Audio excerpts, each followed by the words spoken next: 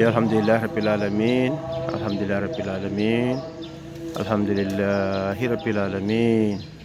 yeɓiyankoɓe Nangue TV mbiyama assalamu aleykum wa rahmatullahi taala wa barakatuhu. enen kala en dendi en mbi ceerno jaam waali en mbi ceeɗo assalamu aleykum wa rahmatullahi taala wa barakatuhu. oɗo men ñalawma mawde woni aljuma ina hawri e 31 lewru men juillet taw ujunnaje ɗiɗi e nogas e jeegom ɗowtitungol Madina Gounass. alhamdulillah alamin duuso ceerno alhamdulillah alamin en jetti julɓe kala en jetti bandiraɓe kala en jettidangal yeeɓiyankoɓe kala wonɓe e nder aduna e kala ko alda e paltor en jettiɓe jardeɓe hano hannede no kuccodiri e galle ceerno men halife men ceerno Alaji Tidiane Ba halife teddude Madina Gounass. alhamdulillahi rabbil alamin. ndeysan hono musidɗo men no mbiɗen en ruttino en ferano nawa Tamba ruttide Tamba e canki o wirdama hanki hedde 18 heures ndeysan o wirdama hanki wondu e dental kewgal machallah imriɓe Gambi imriɓe Ɓondu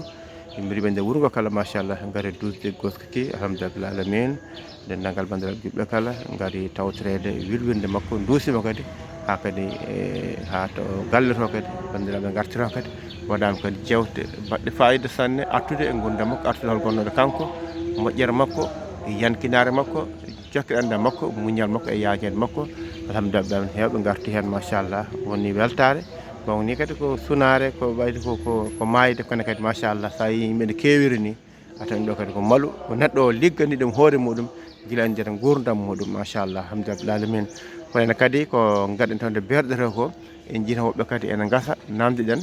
ɓen holmo gasanta ndeysan ɓe kondiri ko musidɗo biyeteɗo Diallo Kande goto mo ganduɗa kañum kadi hanki rutti wirdama kañum kadi hanki alhamdulillah amina machallah aduna ko ni tan wona mawni yaaha ala ko gayni yaaha ko gayni ko tan yahata ko noon tan aduna sifude aduna way noon en jaaɓi golle Allah alhamdulillah alamin yima koɓe Nangue TV aduna ko ni tan goto kala ma won sababu tan kene wiye ko ɗum nawi ɗum ko aduna way noon alhamdulillah alamin yallah ɓeydane jaam ɓeydane kisal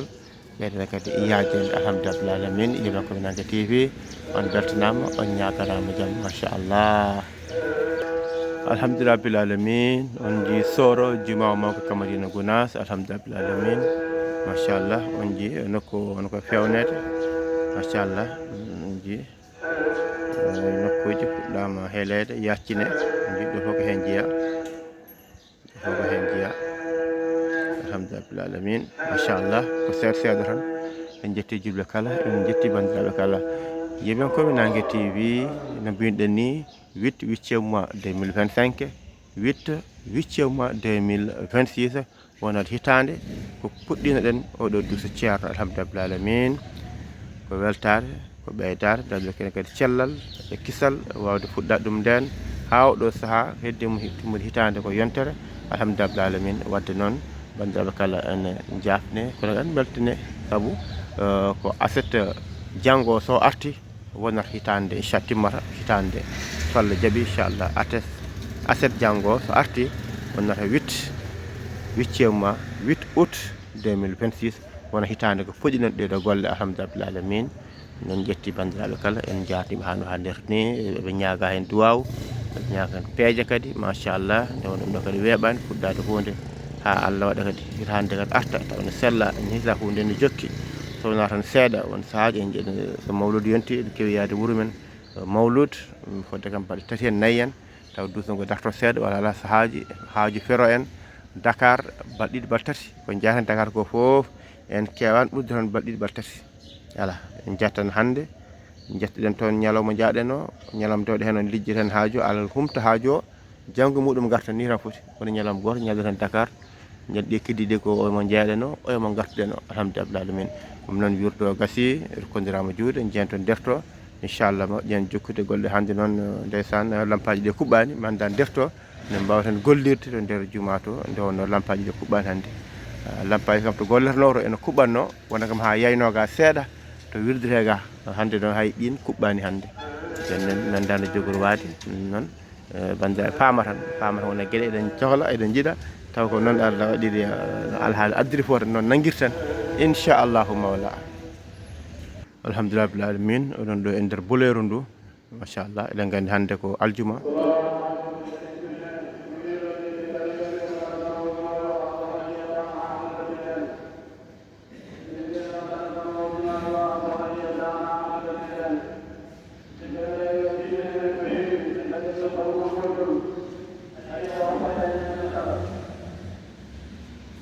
no salli o holliri wonde seren ɓe kaali kala garowo juma hande yo addor hadiya cheikhna ahmadou tijani radiallahu taala anhu. ɗum noon kala garowo juma yo addor hadiya cheikhna ahmadou tijani. ɗum woni ko selli wonno haalde joni, alhamdulillah rabbil alamin. ɗe gandi hande ko aljuma, bandiraɓe rewɓe jinnaɓe rewɓe ha e sohnaɓe kala ene gara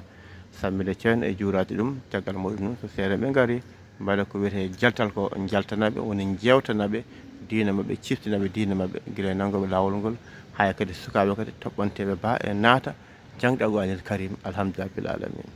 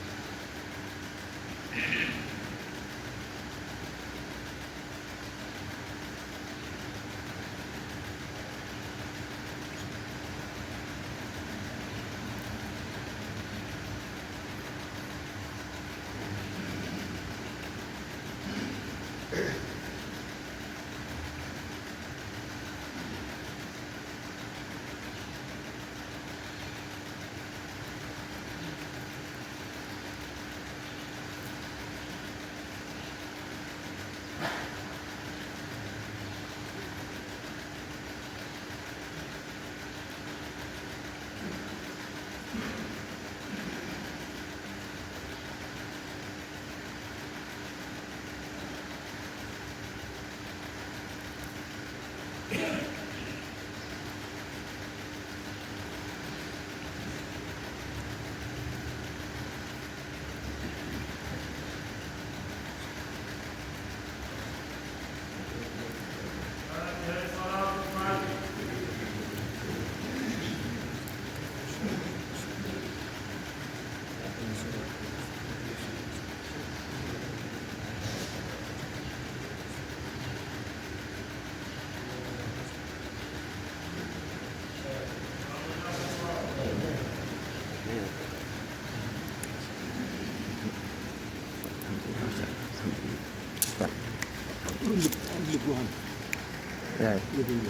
Dạ. 8 heures 8 heures ay sol masha Allah Masalam TV Anzar Salam Salam macam masha Allah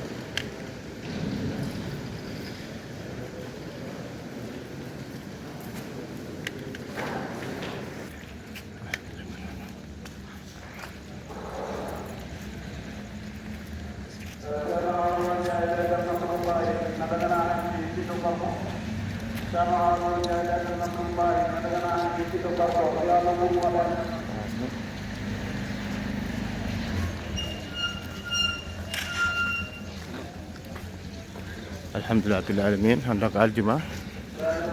ko ɗo watte duwaw tingal jamaɗo jafe on saha ene ko jikko bol inchallah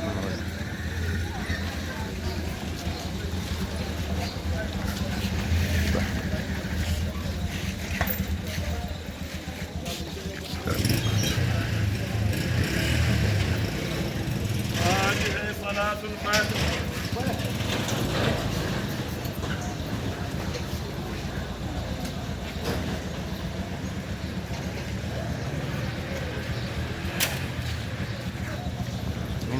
يا الله جاب دعاء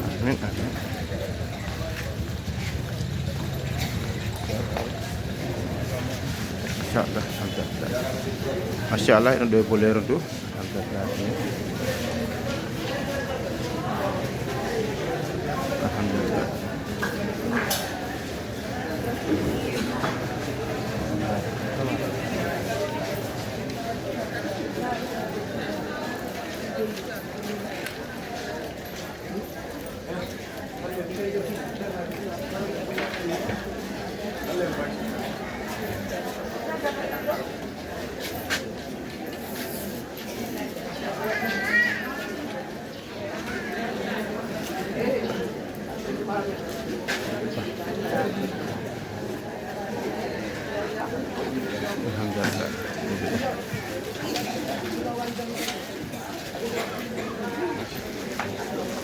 nan duso ngo haadi ɗo so Allah jaɓi nahno joni jakal ngal inchallahu mawla